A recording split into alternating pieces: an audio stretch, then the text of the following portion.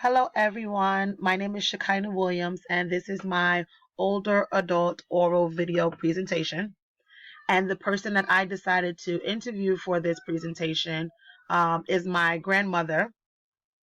And the stage of development that she wanted to focus on is stage 7 of Erickson's developmental stages. And stage 7 focuses on generativity and stagnation in adulthood.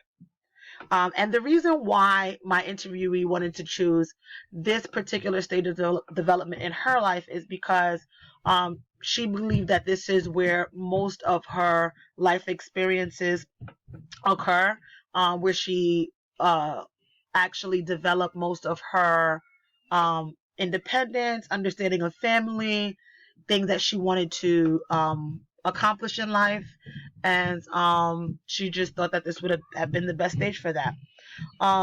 So during this stage, according to Rogers, adults are involved in investing in their work, families, communities, and future generations. They begin to look past their own lives to the well-being of those around them. My interviewee explained that during this time in her life, she was already married and had 2 children, and she was focusing on how to provide for her family. She was an immigrant from Panama and actually came here on vacation. And the reason why she stayed was because of the job opportunity that she saw in the United States, and decided that she would just stay. She never went back from the vacation. She actually left her oldest daughter back home with family until she was able to um, provide a more stable environment for her daughter. Her husband at the time, which is actually still her husband now, my grandfather, was a wrestler and traveled around the country. And with this, she was given the task of making sure that her family was together and creating a stable environment for them here in the United States. She was able to secure employment relatively quickly for someone who was from a new country. She worked in the food service corporation and as a home health aide. And she began to focus more on the future of her family. At this time in her life, she also enrolled in Adelphi University and was later employed as an administrative assistant. At the age of 40, she began to form a more spiritual connection, and became more involved in the church. And we'll talk about that a little bit later. But because of her spiritual background, she had a lot of faith in being able to provide for her family. And that was a very, very important component in her life, and actually still is now to this day. Some challenges that my interview experienced was not much. But during this time between the age 40 and 65, she did lose a lot of family members that are close to her. She lost her oldest grandson, my oldest brother, in 2005 to gun violence. She actually lost her father in 1993 to cancer, and then lost 2 brothers a couple of years later. And because of her faith, she was able to sort of deal with the deaths, in terms of seeing it as not the end of seeing or being with these individuals in particular, but able to see it as a part of life, and that she will then be with them again. So she didn't really say that these were um, challenges, but that they were things that happened that definitely caused her to, take a different look on life a little bit. Um, and during this time, she did obtain her degree, her bachelor's degree in theology, and then she was ordained a pastor, which was very significant for her during this time. Her husband, my grandfather, who is currently an archbishop, was a pastor at the time, and they actually started their own church in 1993. And during this time, a lot of her family started to come over from Panama, and his as well. And they started to form a church and started to spread their gospel to other family members and in their family, and they started to spread the gospel to their family. That kind of like trickled on to us. So not only was she focused on the growth of her immediate family, but she was focused on the growth of her siblings. She was focused on the growth of the community and the future generation. During this time, her husband and my grandmother started to form groups, women groups, men groups, children groups. And it was open to the community, so people were able to come in and get information that they needed. They also went to visit other churches as well. They also participated with other religions, the Jewish faith, the Muslim faith, excuse me. And my interviewee also explained that these were major accomplishments of hers, to be able to form a bond with other people regardless of their race, their culture, their ethnic background, their social class, their education, coming from a country where education was not as available as it is in the United States. She was able to take that opportunity to focus on her education while she was here and think ahead of her family and where she wanted to be in life. And with that, she was able to develop this love and care for people, people coming into her life. The psychosocial crisis of my chosen development stage for my interviewee was sustaining and providing for her family and future generation. As I stated before, my interviewee explained to me that when she came to this country, it was hard for her to have that kind of mindset to reach out to other people in the community because her family was not here. So it was kind of difficult for her to actually balance being a mom, a wife, a pastor, community leader, because all of those jobs were very demanding, and she had to find a way to balance out all of those aspects of her life without lessening any of them. So she had to make sure that she provided for her children. She had to make sure that she was a great companion for her husband, who was also very supportive and loving, and she had to in turn be the same with him. She had to focus on being a pastor and making sure that she was leading people to Christ in the correct manner, making sure that her life was something that people would want to follow. Even though it was not perfect, she tried to make sure that she was able to understand the word of God and explain it to people, and therefore help them through their problems and situations and build their futures, which is great.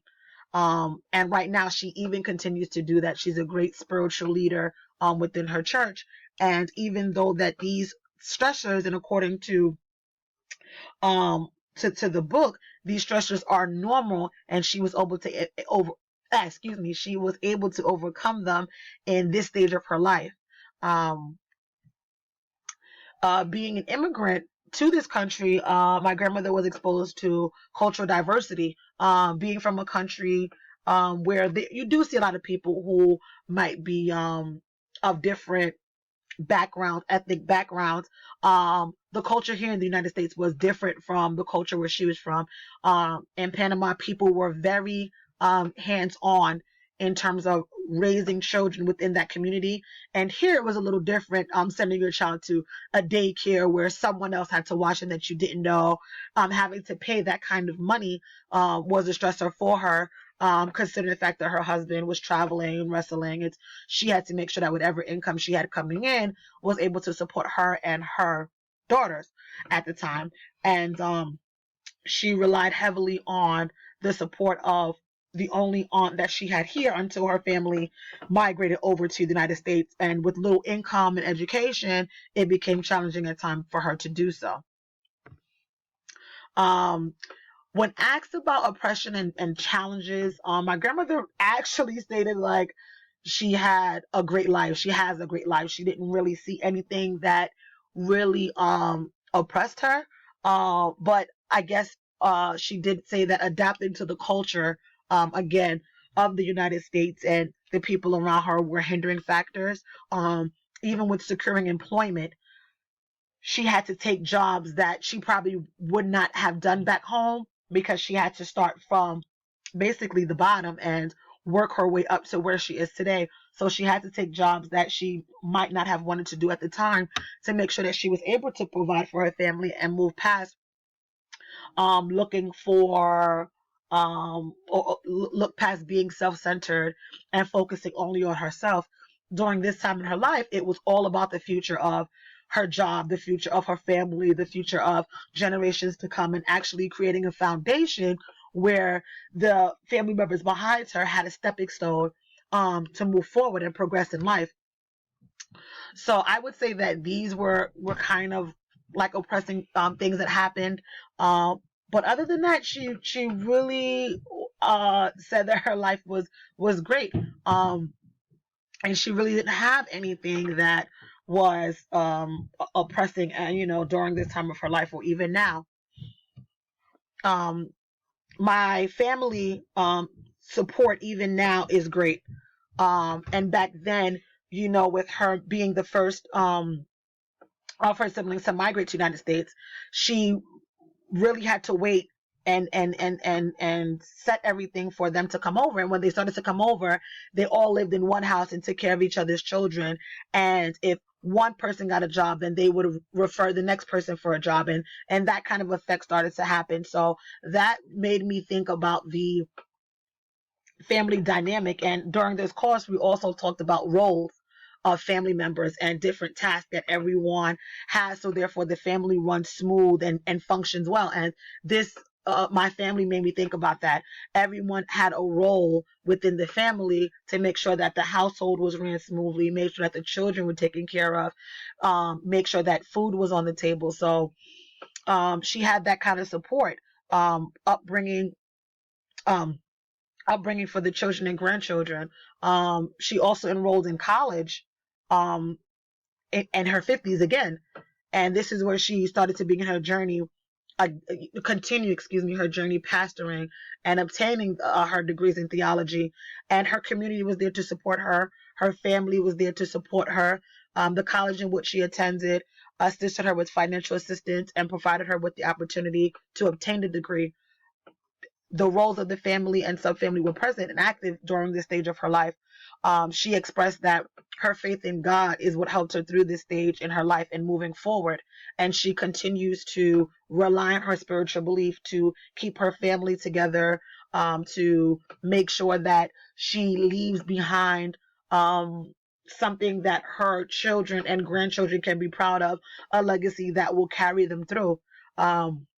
One statement that my interviewee did state was, "The Lord will not put more on me than I can bear." And I've heard this statement over and over and over in my life. And she believes true to this testament that she was able to handle things during this stage of her life because of her faith, because of her family, because of her background, because of her strength. And all of those ingredients combined allowed her to be able to set this foundation for her family moving forward.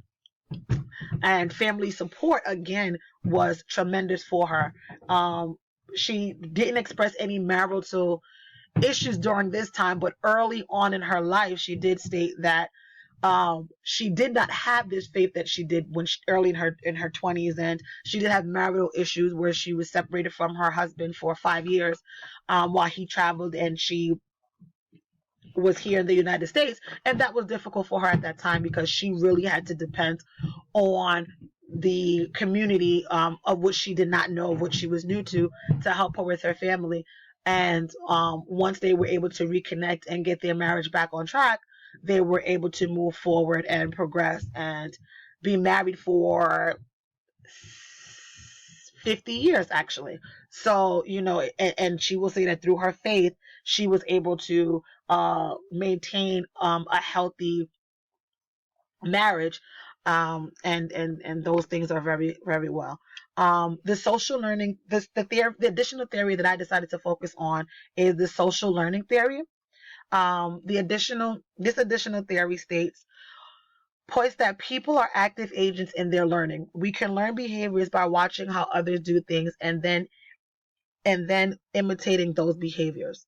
My grandmother was the oldest daughter of 12 siblings. She had three brothers ahead of her, and then everyone else followed at the young age of 9, she had to cook and clean and